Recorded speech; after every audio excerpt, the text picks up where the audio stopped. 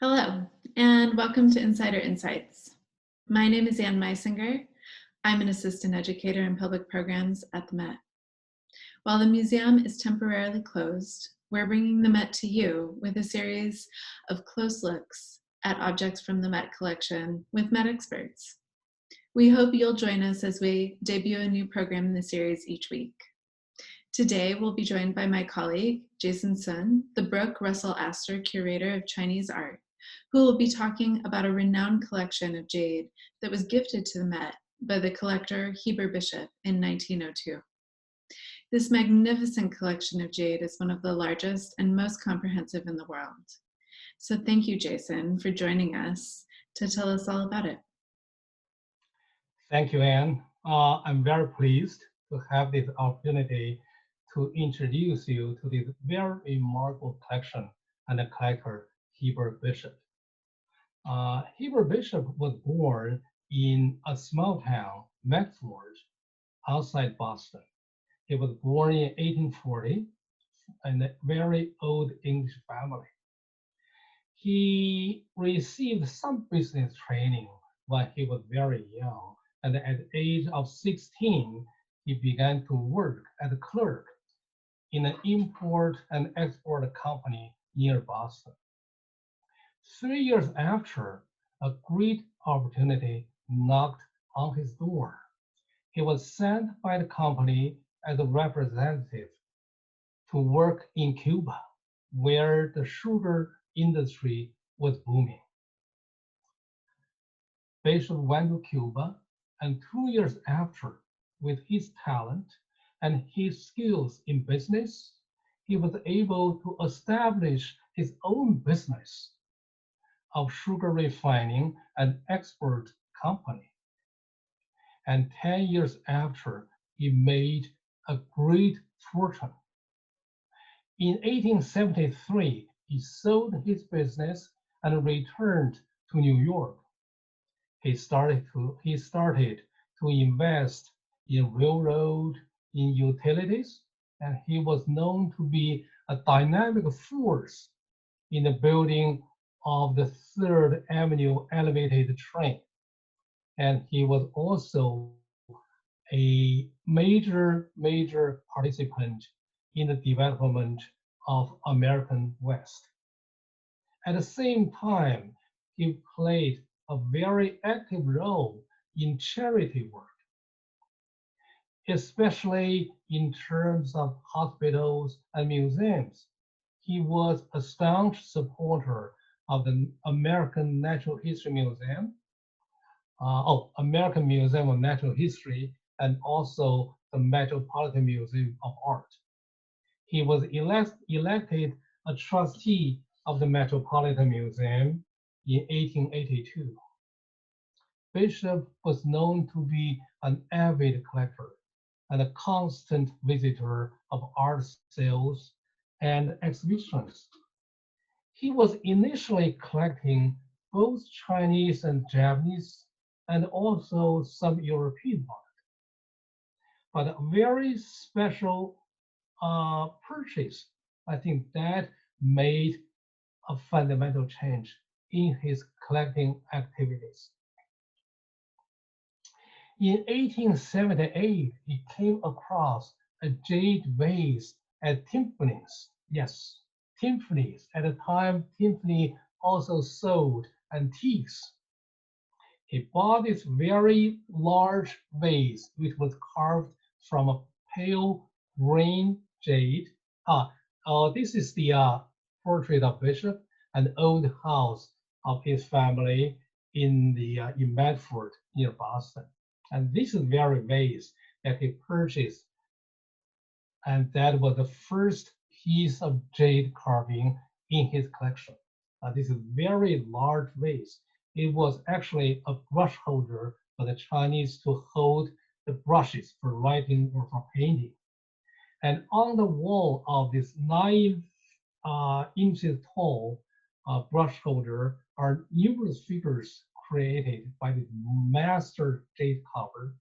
It describes or it depicts a scene of a very friendly scholarly gathering of the most famous Chinese master calligrapher Wang Xizhi and his friends. They were sitting among trees and by a stream, drinking wine, composing poems, and having a great time. And in the detail on my right, you can see these little cups. These are the little cups here, and these are the little cups here. It comes down the stream. So all these figures were sitting there and picking up their, wine cup to drink right next there. It's a great, lovely, lively scene. And the bishop was very much impressed by this marvelous work of Jade. But you probably are asking, what is jade? Jade is the mineral nephrite. It's one of the hard stones, and that is much harder than steel. It can only be shaped by abrading with very hard abrasives. And it's a very laborious process to work with jade. It usually takes days, weeks, or even months to complete a work. For example, a work like this would take several months to finish. So when Bishop learned about jade, its property, and the way it works, and how intricate, how complex this marvelous scene was created, and he was so impressed and he was inspired. He wanted to collect nothing but jade. And he resolved upon a visit to Europe because he knew or he heard that many great Chinese jade carvings were brought by the Europeans back to Europe. So he traveled to England, France, Holland, Germany, and even Turkey. He went as far as Istanbul, but he didn't stop there. Because even though he collected some of the finest pieces that he was able to find, he still wanted more. So he decided to travel to where the sources were. He went to China. He traveled to Beijing for 3 weeks. And there he said he purchased some of the best pieces that one could ever find. And the qualities were so good that you would not be able to find anywhere else or at any time. By the end of the 19th century, he was able to assemble this huge collection of jades, more than 1,000 pieces. Many of them were masterworks created in the 18th century, which was known to be their technical virtuosity and artistic accomplishment. But at the same time, after he had acquired this large, impressive, this outstanding collection, he became anxious. He was worried that his collection might be breaking up later in the days, or after he passed away. This collection might not stay as one single collection that he spent so much time and effort to put them together. He wanted to keep his collection intact for people's appreciation, enjoyment, and for education, to learn about jade, to learn about beauty. So eventually he decided to give his entire collection as a gift to the Metropolitan Museum of Art. By being a trustee of the museum, he knew that the Met was the best place that could provide the best care and also do or make the best use of his collection. So in 1902, his entire collection came to the Met. Well, among this collection, there are some extraordinary pieces. One of these pieces is this huge, maybe I could say gigantic, this very large, almost 3 feet wide basin carved from a single block of dark green jade. The craftsman worked out 5 dynamic dragons, churning, twisting, writhing in and out of a cloud, chasing this pearl, the flaming pearls. It's a marvelous work. It's one of the largest, and it is the largest here in the Metropolitan Museum collection. And I think it's the largest piece outside China. The museum also has another set of gems among all these beautiful pieces. It's a small group of the 12 zodiac animals. Each animal would represent a year in the Chinese lunar calendar. You see the rat, the bull, the tiger, the rabbit, the dragon, the snake, the horse, all 12 of them. Each one represents a year in the Chinese 60 years cycle. And even though they were all dressed, like a human, like a human figure, but with the animal's head, each one would not have an individual character, because each one would assume a different posture and holds a different accessory in their hand, as a staff, a brush, a flower pot, a fan. They were very lively figures. It really demonstrates the mastery command of the Jade cover, who was able to create a very varied postures or very varied characters of each of these figures. Bishop collected not only Chinese jades, he also collected jade works created by the jade covers of India, of the Mughal Empire, which lasted from the 16th to 19th century. These were the most exquisite work ever created. Here are two delightful examples: a small bottle and also a handle of a sword in the shape of a horse head. These are very small pieces, but they're so great looking. You could see that Indian jade carving is different from the Chinese one. They usually would have a thinner body and a softer luster. Most the distinguishing character of the Indian jade carving is the use of gold and silver and precious stones inlays. This gold and silver inlays on this small bottle not only embellish the surface, but also defines the contour of the work. At the same time, all these vibrant colors of the semi-precious stones add this very luxurious effect and brilliance to these beautiful pieces.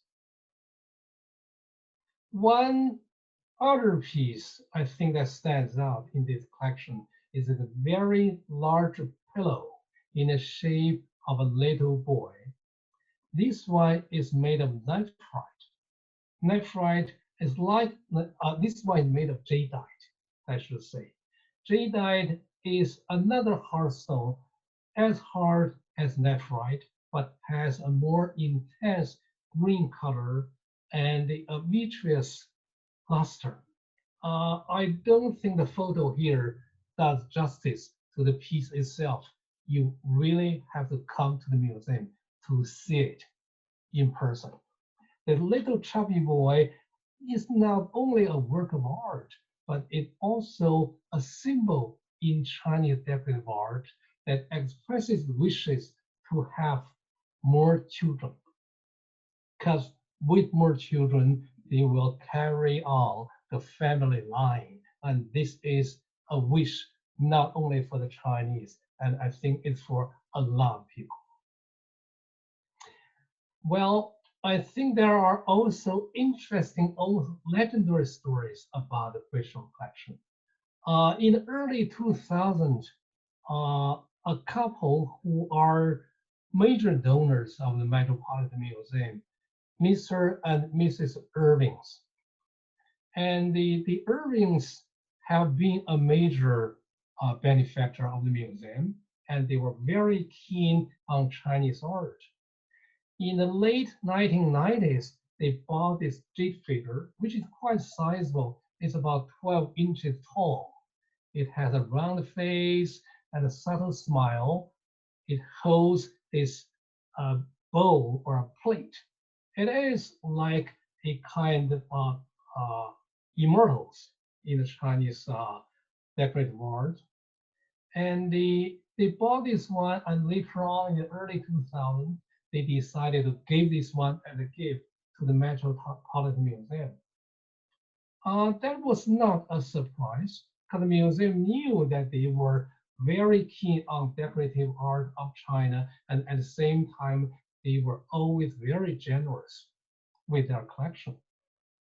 But it was a total surprise to us all, and this one was, well, this one had a maid at the museum, and that maid was the jade figure on the right that was given by Heber Bishop as part of his collection about 100 years ago. This is where the interesting story starts.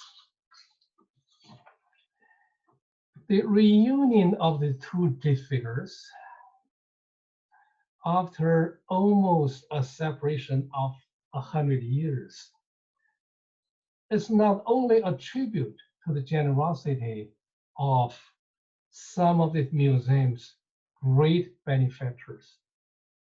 I think it is also a testimony to how Bishop's legacy that resonates with the future generations of collectors, scholars, art lovers, and many, many visitors who come to see the Bishop collection at the Metropolitan Museum of Art. Thank you.